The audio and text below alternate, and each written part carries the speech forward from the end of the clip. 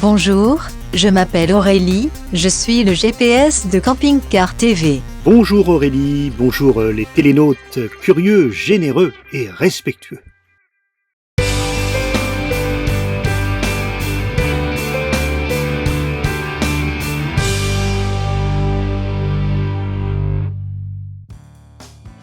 Nous avons fait 350 km depuis Quiberon, où nous étions la semaine dernière. Nous arrivons à destination, au parc des expositions de Niort.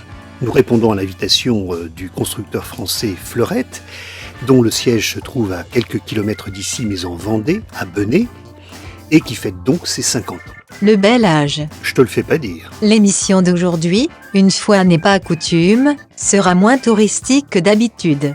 Enfin, je vous rassure quand même, on ira profiter du marais Poitevin à la fin de l'émission. Demain tu iras rencontrer le directeur de Fleurette. Mais ce soir c'est la fête.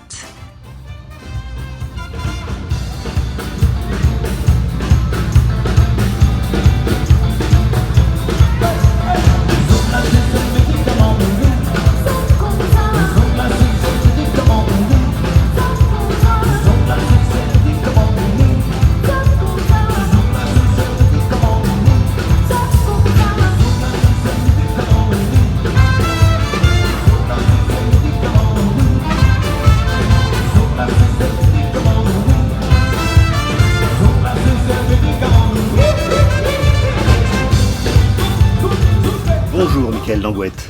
Bonjour le Géoptimiste. Je suis ravi d'être chez vous, nous sommes dans un Fleurette.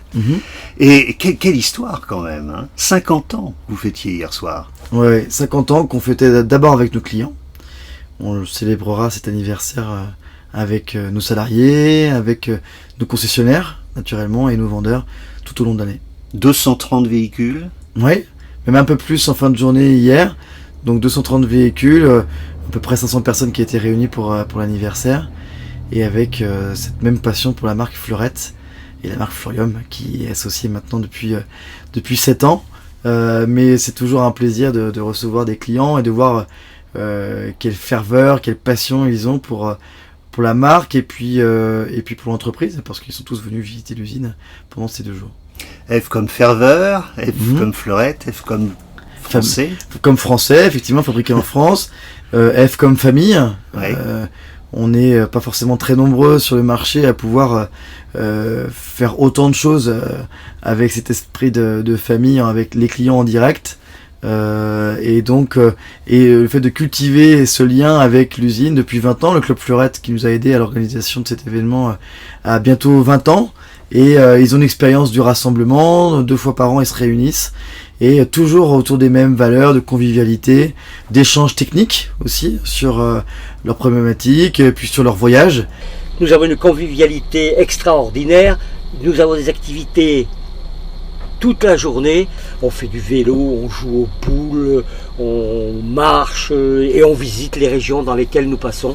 Et nous sommes toujours accueillis à bras ouverts. Et ça me va très bien et ça me permet justement d'éviter de vieillir grâce au camping-car.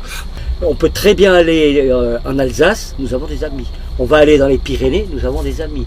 On va partout, et un peu partout, nous avons des amis. Toutes les personnes qui sont là, nous sommes tous vraiment très heureux. On est vraiment très contents de se voir à chaque fois. Prochain grand rendez-vous, c'est à Cabreton. Absolument, c'est à Cap-Breton et nous y allons du 12 au 22 mai.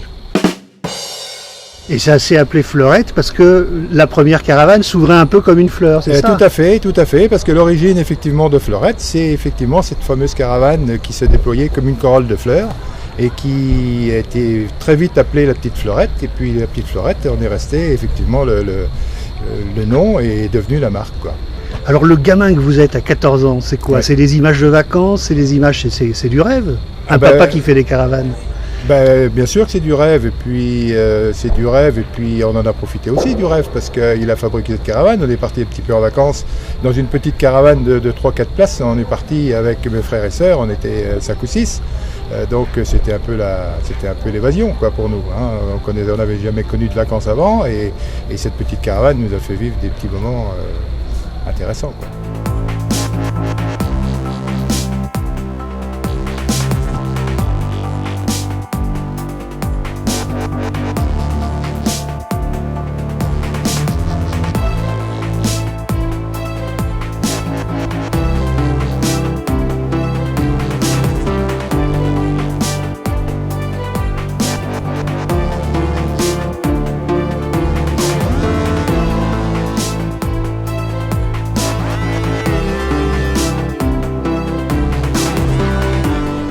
Alors vous êtes devenu de manière empirique, hein, sur le tas, un véritable ingénieur par la suite. Ah bah de toute façon, moi je suis rentré avec mon père très vite dans l'entreprise parce que j'étais vraiment intéressé par ce produit-là, une remorque avec des roues derrière une voiture. Enfin, c'était un petit peu mon dada, quoi, comment on appelle ça.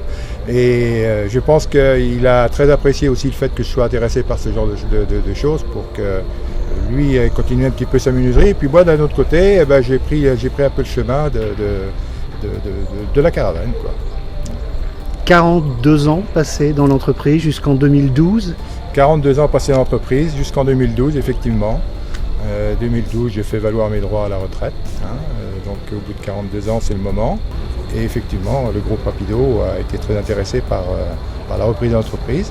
C'était en 2005 et je suis resté avec eux encore 7 ans. Quand vous regardez le passé, vous êtes fier de ce que vous avez fait ? Bien sûr, bien sûr. Je suis fier, bien sûr, je suis fier, mais je ne suis pas tout seul. C'est vrai que mes parents, ils sont pour beaucoup, parce que c'est eux qui ont eu l'idée déjà. Et puis j'ai eu aussi l'appui de ma famille, parce que j'ai quand même des frères qui sont restés avec moi et qui étaient très amoureux aussi du camping-car, quoi.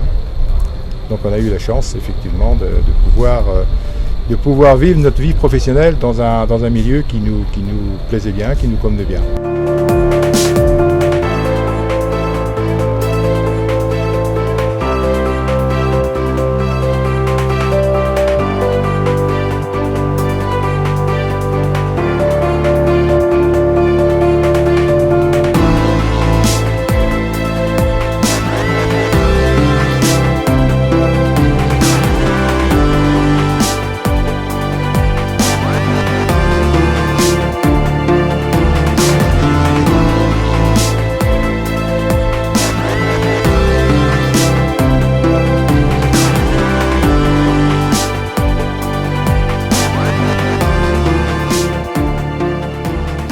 Vous avez 10 ans de moins que Fleurette. Vous êtes un jeune directeur général, déjà en place depuis 7 ans.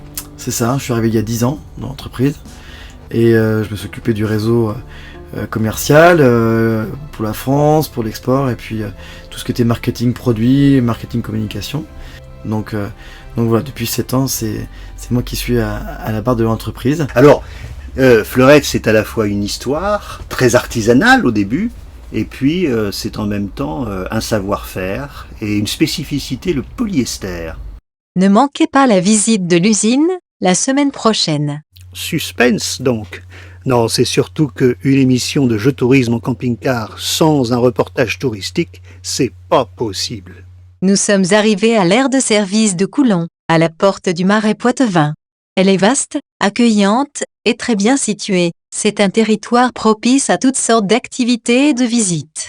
On l'appelle aussi la Venise verte, c'est la partie la plus touristique, mais c'est une petite partie du Marais Poitevin qui en fait est immense. Pensez, il y a plus de 800 km de pistes cyclables qui le sillonnent.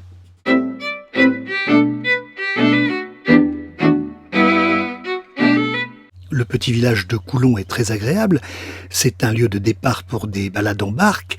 Il y a des bons petits restaurants. Et puis, sur la place de la Coutume, il y a la maison du Marais Poitevin. Animé par un authentique maraîchin. Alors le musée, c'est de sensibiliser les gens à ce qu'est le Marais Poitevin, leur expliquer comment fonctionne le territoire, qui est bien plus vaste que ce que l'on pense quand on arrive. On vient pour faire un petit tour en barque, dans un décor un petit peu bucolique. Et puis en fait, ce n'est qu'une petite partie, cette Venise verte, cette vitrine. Donc on est là pour expliquer tout le reste. Qu'est-ce qu'on va voir quand on va visiter le musée du Marais Poitevin ? Moi, déjà. Non, plus sérieusement, vous allez avoir différentes salles thématiques. On vous parle, déjà on vous accueille devant une carte du territoire, on vous explique un petit peu ce que c'est. Et puis ensuite, vous allez passer dans différentes salles. Une salle de batellerie, on vous explique ce qu'est le moyen de transport d'autrefois, de maintenant pour le tourisme, mais d'autrefois pour tout le monde, moyen de déplacement. Après, vous passez dans la salle dite de l'anguille, où là, on a mis l'accent sur ce poisson emblématique du Marais, mais évidemment, il y a d'autres espèces. Mais on vous sensibilise un petit peu à la vie de l'anguille qui est... Drôle de vie, hein. Absolument, oui. migrateur s'il en est, un très grand migrateur, puisqu'elle va grandir chez nous et puis elle va partir dans les Sargasses pour aller pondre. Alors il y a un film qui est projeté, et puis une exposition qu'on trouve sur plusieurs petites salles, Voilà, donc, avec des photos et un bon photographe. oui, je ne suis pas tout seul, mais deux bons photographes, on va dire.